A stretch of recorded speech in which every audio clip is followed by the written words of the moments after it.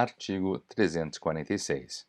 Será suspenso do exercício de suas funções, independentemente de outras penas em que possa incorrer o químico, inclusive o licenciado, que incidir em alguma das seguintes faltas: alínea A. Revelar improbidade profissional, dar falso testemunho, quebrar o sigilo profissional e promover falsificações referentes à prática de atos de que trata esta seção. Alínea B. Concorrer com seus conhecimentos científicos para a prática de crime ou atentado contra a pátria, a ordem social ou a saúde pública. Parágrafo único.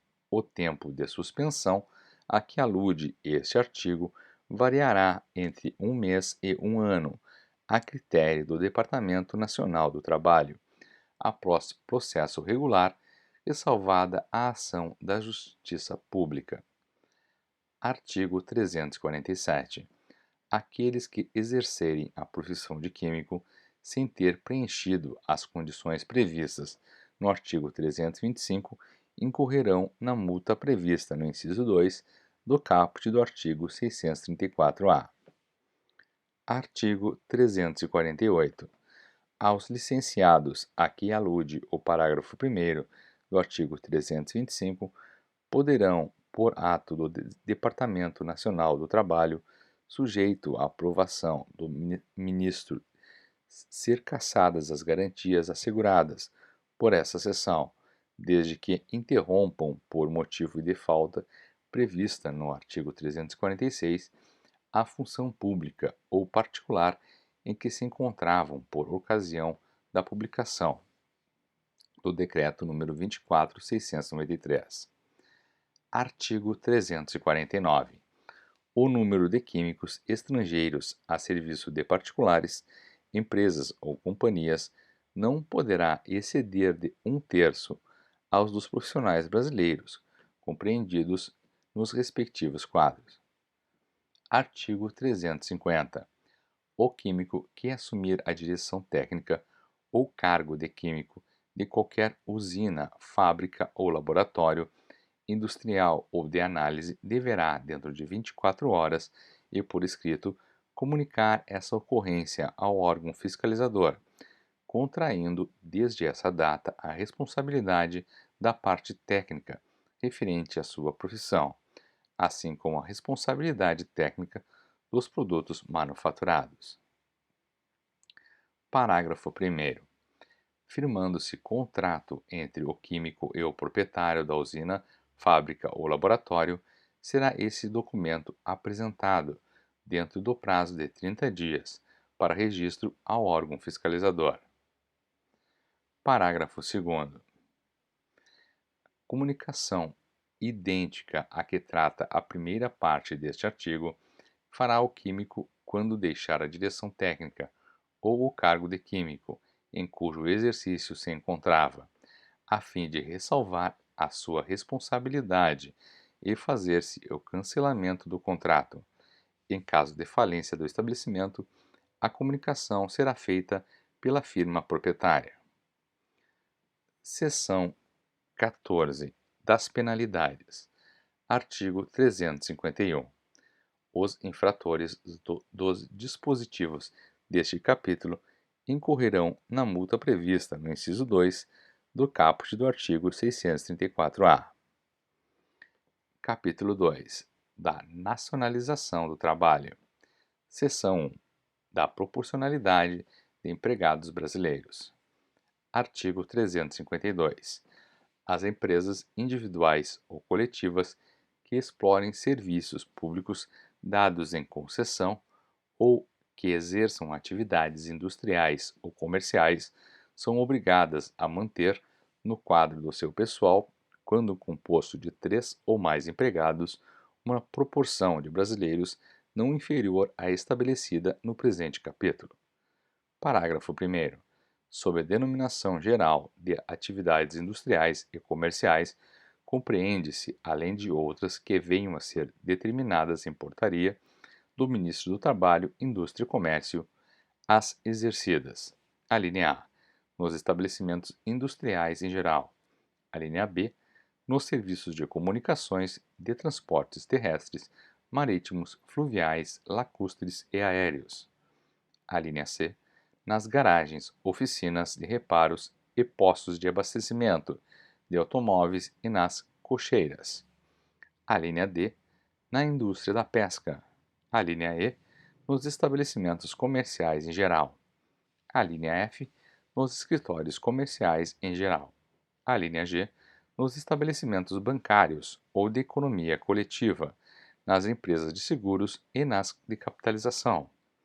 A linha H, nos estabelecimentos jornalísticos de publicidade e de radiodifusão. A linha I, nos estabelecimentos de ensino remunerado, excluídos os que neles trabalhem por força de voto religioso. A linha J, nas drogarias e farmácias. A linha K, nos salões de barbeiro ou cabeleireiro ou de beleza. A linha L, nos estabelecimentos de diversões públicas, excluídos os elencos teatrais, e nos clubes esportivos. A linha M, nos hotéis, restaurantes, bares e estabelecimentos congêneres. A linha N, nos estabelecimentos hospitalares e fisioterápicos, cujos serviços sejam remunerados, excluídos os que neles trabalhem por força de voto religioso. A linha O, nas empresas de mineração. Parágrafo 2º. Não se acham sujeitas às obrigações de proporcionalidade as indústrias rurais, as que em zona agrícola se destinem ao beneficiamento ou transformação de produtos da região, e as atividades industriais de natureza extrativa, salvo a mineração.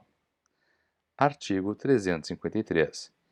Equiparam-se aos brasileiros, para os fins deste capítulo, ressalvado o exercício de profissões reservadas aos brasileiros natos, ou aos brasileiros em geral, os estrangeiros que, residindo no país há mais de 10 anos, tenham cônjuge ou filho brasileiro, e os portugueses.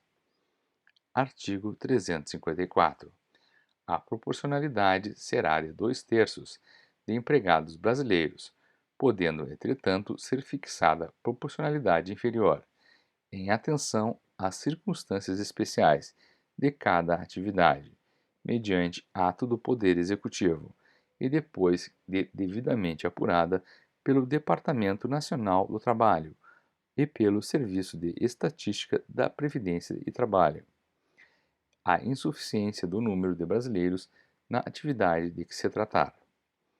Parágrafo único. A proporcionalidade é obrigatória, não só em relação à totalidade do quadro de empregados, com as exceções desta lei, como ainda em relação à correspondente folha de salários. Artigo 355. Consideram-se como estabelecimentos autônomos, para os efeitos da proporcionalidade a ser observada, as sucursais, filiais e agências em que trabalhem 3 ou mais empregados. Artigo 356. Sempre que uma empresa ou indivíduo explore atividades sujeitas a proporcionalidades diferentes, observar-se-á, em relação a cada uma delas, a que lhe corresponder. Artigo 357.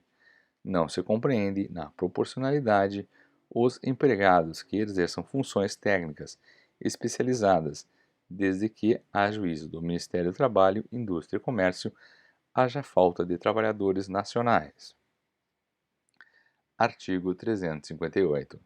Nenhuma empresa, ainda que não sujeita à proporcionalidade, poderá pagar a brasileiro que exerça função análoga, a juízo do Ministério do Trabalho, Indústria e Comércio, a que é exercida por estrangeiro a seu serviço, salário inferior ao deste, excetuando-se os casos seguintes.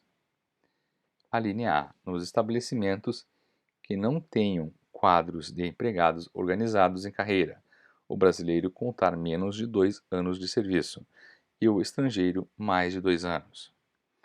A linha B. Quando, mediante aprovação do Ministério do Trabalho, Indústria e Comércio, houver quadro organizado em carreira em que seja garantido o acesso por antiguidade. A linha C, quando o brasileiro for aprendiz, ajudante ou servente, e não o for o estrangeiro. A linha D, quando a remuneração resultar de maior produção, para os que trabalham à comissão ou por tarefa. Parágrafo único. Nos casos de falta ou cessação de serviço, a dispensa do empregado estrangeiro deve proceder à de brasileiro que exerça função análoga.